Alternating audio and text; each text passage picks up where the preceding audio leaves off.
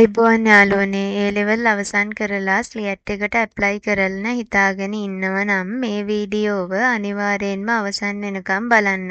මොකද අද මම කියලා දෙනවා බොහෝ දෙනෙක් නොදන්න ස්ලියට් එකට ඇප්ලයි කරන්න කලින් දැනගන්න යුතුම වැදගත් කරුණු 10ක් ගැන.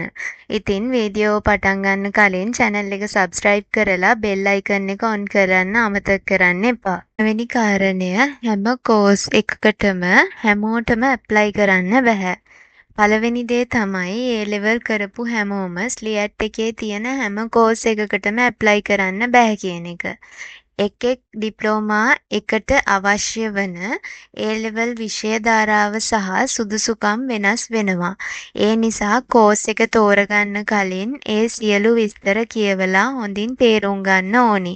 විශේෂයෙන්ම කෝස් 5කට තමයි ඕනම විෂය ධාරාවකින් අයදුම් කරන්න පුළුවන්. අනිත් කෝස් හැම එකක්ම ඒ විෂය ධාරාවන් අනුව අයදුම් කරන්න ඕනි. දෙවැනි කාරණය කෝස් එක තෝරගන්න කලින් අනාගතය ගැන හිතන්න.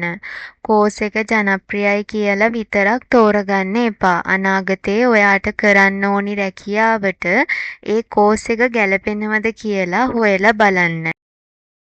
තුන්වෙනි කාරණය ආයතනය හරියටම තෝරන්න. සමහර කෝසස් හැම ආයතනයකම නැහැ.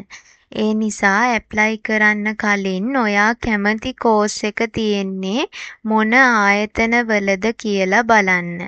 හතරවෙනි කාරණය ඇප්ලිකේෂන් එක අන්තිම දවස වෙනකම් පුරවන්න බලන් ඉන්න එපා. අන්තිම දවසේ වෙබ්සයිට් එක බිසි වෙන්න පුළුවන්. ඉන්ටර්නෙට් ගැටලු එන්න පුළුවන්. ඒ නිසා කලින් ඇප්ලයි කරලා ඉවර කරන්න.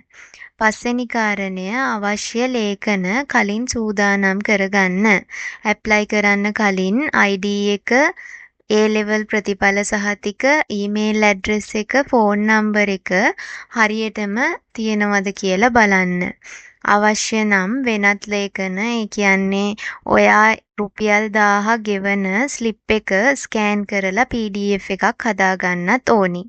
6වෙනි කාරණය ඊමේල් ඇඩ්‍රස් එක සහ ෆෝන් නම්බර් එක නිවැරදිව චෙක් කරලම සඳහන් කරන්න ඕනි. මොකද ස්ලියට් එකෙන් එවන අප්ඩේට්ස් ඔක්කොම ඊමේල් එකට සහ ෆෝන් එකට තමයි ලැබෙන්නේ.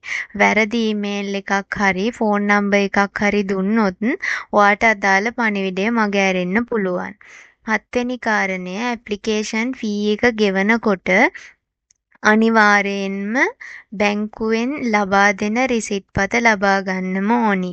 ඒ කියන්නේ මැෂින් එකෙන් ගෙවීම් කරලා ඒ ලැබෙන රිසිට් පත නෙමෙයි ඔයා ඇතුළට ගිහිල්ලා ලබා ගන්න ස්ලිප් එක අතින් පුරවලා ඒකේ කොපි එක අනිවාර්යයෙන්ම ලබා ගන්න ඕනි. ඒක ඉස්සරහට අවශ්‍ය වෙනවා. ඊළඟට 8වෙනි කාරණය කෝස් එකේ කාලය දැනගන්න ඕනි. ඔයා තෝරගන්න කෝස් එක කොච්චර කාලයක් තියෙනවද? ඔයා ඒ වෙනුවෙන් කොච්චර කාලයක් වෙන් කරන්න ඕනිද කියන දේ බලන්න ඕනේ. සමහර අය කෝස් එක තෝරගත්තට කෝස් එකේ කාලය කොච්චරක්ද කියලා දන්නේ නැතුව අවබෝධයක් නැතුව තමයි තෝරගන්නේ. ඔයාට ඒ වෙනුවෙන් කාලය වෙන් කරන්න පුළුවන්ද කියන එක ඉස්සල්ලාම බලන්න ඕනේ. මොකද එහෙම නැති වුණොත් ඔයාගේ අවස්ථාව වගේම තවත් කෙනෙකුගේ අවස්ථාව අහිමි වෙන්න පුළුවන්. 9වෙනි කාරණය නිල වෙබ්සයිට් එකේ තියෙන තොරතුරුම බලන්න. ගැසට් නිවේදනය හොඳින් කියවන්න. FB පෝස්ට් වලට රැවටිලා එක දේවල් කරන්න එපා. හැම වෙලාවෙම ස්ලියට් නිල වෙබ් අඩවියෙන් සහ Facebook page එකෙන් දෙන තොරතුරු පමණක් තහවුරු කරගෙනම විශ්වාස කරන්න ඕනි. 10වෙනි කාරණය තමයි නැත්නම් අවසාන කාරණය ඇප්ලයි කරා කියලා ඇඩ්මිෂන් එක අනිවාර්යයෙන්ම ලැබෙනවා කියලා හිතන්න එපා. ඇප්ලිකේෂන් එක යවුවා කියලා කෝස් එක ලැබෙනවා කියලා හිතන එක මෝඩකමක්. තේරෙන විදිහටම කියනවා නම් කෝස් එකට සිලෙක්ට් වෙන්නේ තරඟකාරීත්වයත් එක්ක. ඉසෙඩ්ඩක්ගේ සමහර කෝස් වලට බලපානවා වගේම ස්ලියට් එකෙන් තියෙන තෝරා ගැනීම කමිටුවේ ප්‍රතිඵල අනුව තමයි ඒ තෝරා ගැනීම සිදු වෙන්නේ. ඒ නිසා තේරීම සිදුවෙන්නේ අදාළ කෝස් එකේ සුදුසුකම්, තරගකාරීත්වය සහ ස්ලියට් ප්‍රකාශ කරන තේරීම් ක්‍රමවේදයට අනුව. ඒ නිසා නිවැරදි තොරතුරු ලබා දී નિયમિત වේලාවට අයදුම් කර බලා සිටීම හැර කරන්න පුළුවන් දෙයක් අපිට නැහැ යාළුවනේ.